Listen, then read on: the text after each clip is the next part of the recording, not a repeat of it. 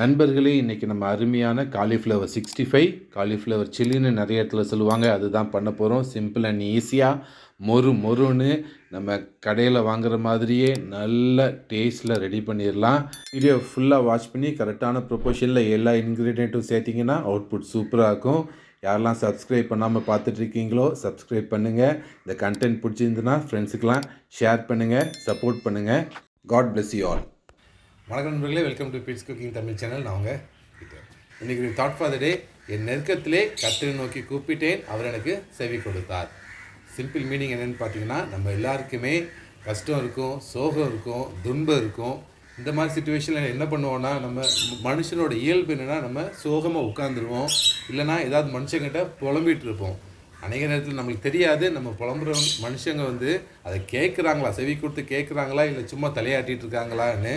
நிறைய நேரத்தில் அதுக்கு அவங்க என்ன ரெஸ்பான்ஸ் பண்ணலான்னு தான் யோசிச்சுட்டு இருப்பாங்களே தவிர, நம்ம சொல்கிற அந்த கன்சர்னை கேட்குறதுக்கு கூட அவங்க செவி கொடுத்து கேட்க மாட்டாங்க.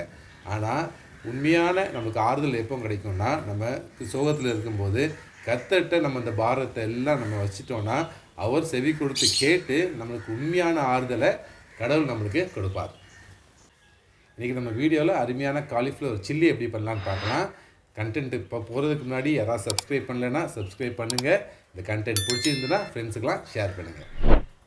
காலிஃப்ளவர் சில்லி பண்ணுறதுக்கு முதல்ல காலிஃப்ளவரை நம்ம வெந்நில உப்பும் மஞ்சளும் போட்டு நல்லா ஒரு நிமிஷம் நல்லா தண்ணி கொதிச்சதுக்கப்புறம் போட்டு எடுத்துடலாம். நல்லா இந்த சைஸில் வெட்டிக்கோங்க, சின்ன சைஸில், ரொம்ப பெருசாக இருக்க வேண்டாம். அப்போ தான் காலிஃப்ளவர் சில்லி சூப்பராக இருக்கும்.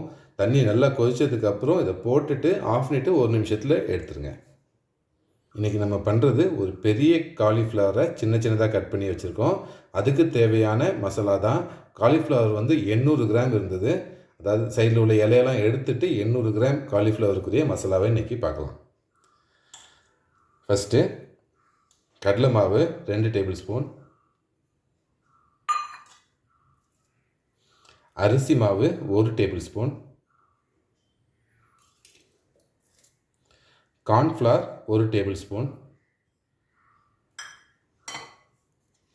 Kashmiri chilli powder. Normal chilli powder வேண்டாம், காஷ்மீரி சில்லி பவுடர் போட்டிங்கன்னா தான் கலர் நல்லாயிருக்கும், உரைப்பும் கம்மியாக இருக்கும். 2 டீஸ்பூன் ஃபுல்லாக எடுத்து காஷ்மீரி சில்லி சேர்த்துக்கலாம். மல்லிப்பொடி 1 டீஸ்பூன் ஃபுல்லாக எடுத்துக்கோங்க. பெப்பர் ஒரு அரை டீஸ்பூன் போதும். கரம் மசாலா வீட்டில் வச்சதாக இருந்தாலும் பரவாயில்ல, இல்லை நீங்கள் கடையில் வாங்கினதாக இருந்தாலும் ஒரு அரை டீஸ்பூன் வர்ற மாதிரி கரம் மசாலா சேர்த்துக்கோங்க. காயம் கொஞ்சம் ஒரு 1/4 டீஸ்பூன் காயம். உப்பு 1 டீஸ்பூன் ஃபுல்லாக எடுத்திங்கன்னா இதுக்கு கரெக்டாக இருக்கும். 1 டீஸ்பூன் உப்பு.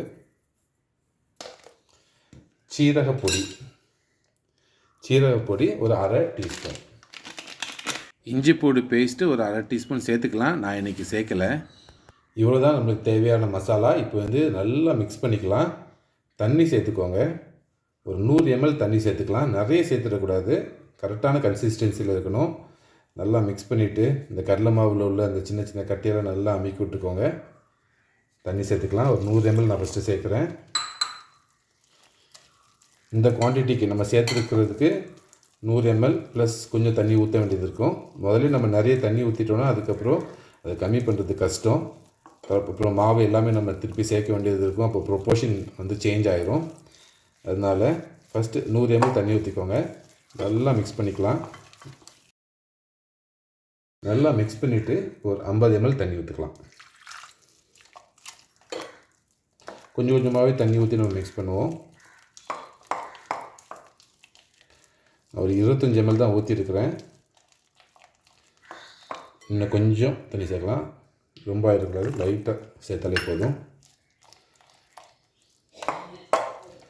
பஜ்ஜி மாவோட அந்த திக்னஸ் வந்துடக்கூடாது, அந்த கன்சிஸ்டன்சி வந்துடக்கூடாது. அதோட நல்லா திக்காக இருக்கணும். ஸோ இந்த கன்சிஸ்டன்சி இருக்கணும் நம்மளுக்கு. அப்போ தான் காலிஃப்ளவரில் மாவு நல்லா ஒட்டிட்டு நம்ம பொரிக்கும்போது நல்லா கிறிஸ்பியாக நல்லா மசாலாவோட டேஸ்ட் எல்லாமே அதில் இருக்கும். இல்லைன்னா உதிரியாக போயிடும். சூப்பராக ரெடி ஆகிடுச்சு நம்ம மசாலா. இப்போ இது கூட நம்ம காலிஃப்ளவரை சேர்த்து அப்படியே மிக்ஸ் பண்ணி எடுத்துருவோம். காலிஃப்ளவரை இதில் சேர்த்துடலாம். தண்ணி ஒரு சொட்டு கூட இருக்கக்கூடாது. காலிஃப்ளவரில் நல்லா வடிச்சிருங்க. இப்போ இதை மிக்ஸ் பண்ணிடலாம். நல்லா கீழேருந்து மசாலாவை அப்படியே எடுத்து காலிஃப்ளவரை உடச்சிடக்கூடாது. அதனால் மிக்ஸ் பண்ணுறது கொஞ்சம் கேர்ஃபுல்லாக பண்ணுங்கள்.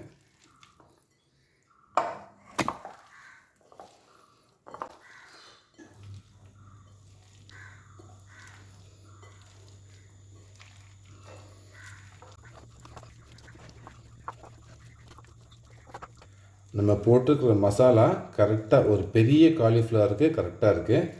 நீங்கள் அதுக்கேற்ற மாதிரி இப்போ 2 காலிஃப்ளவர் போடுறதா இருந்துச்சுன்னா இதுக்கு டபுள் மடங்கு அப்படியே மசாலா போட்டுக்கோங்க. அப்போ தான் கரெக்டாக இருக்கும். மசாலா ஜாஸ்தி ஆகிடக்கூடாது. அதே மாதிரி மசாலா கம்மி ஆயிடுச்சுன்னா நம்ம காலிஃப்ளவரில் ஒட்டாமல் போயிடும். அதனால் இந்த குவான்டிட்டி மசாலா கரெக்டான ப்ரொப்போர்ஷன். ஸோ ஒரு காலிஃப்ளவருக்கு இந்த மெஷர்மெண்ட்டில் மசாலா ஆட் பண்ணணும். நல்லா மிக்ஸ் பண்ணிட்டோம். இது ஒரு 5 நிமிஷம் மட்டும் அப்படியே ஊறட்டும். இந்த டைமில் நம்ம அடுப்பை பற்ற வச்சிடலாம். எண்ணெய் ஊற்றி எண்ணெய் நல்லா சூடாகிற டைம் வரை இது ஊறினாலே போதும். ரொம்ப ஊறணுன்னு அவசியம் இல்லை. எண்ணெய் சூடாகிடுச்சு பாருங்கள், பபிள்ஸ்லாம் வந்துடுச்சு. இப்போ நம்ம மேரினேட் பண்ணி வச்சுருக்கிற காலிஃப்ளவரை இதில் சேர்த்துடலாம்.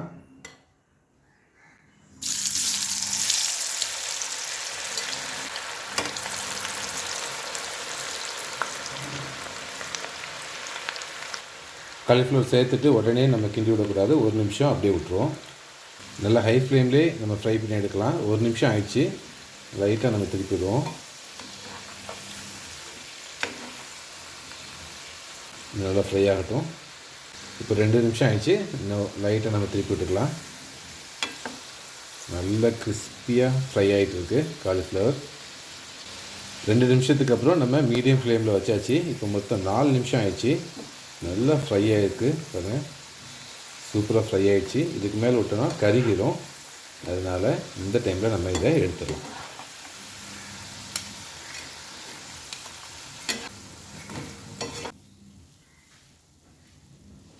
நல்லா கிறிஸ்பியாக காலிஃப்ளவர் ரெடி ஆகிடுச்சு. இதே மாதிரி மற்ற எல்லாத்தையும் நம்ம ஃப்ரை பண்ணி எடுத்துடலாம்.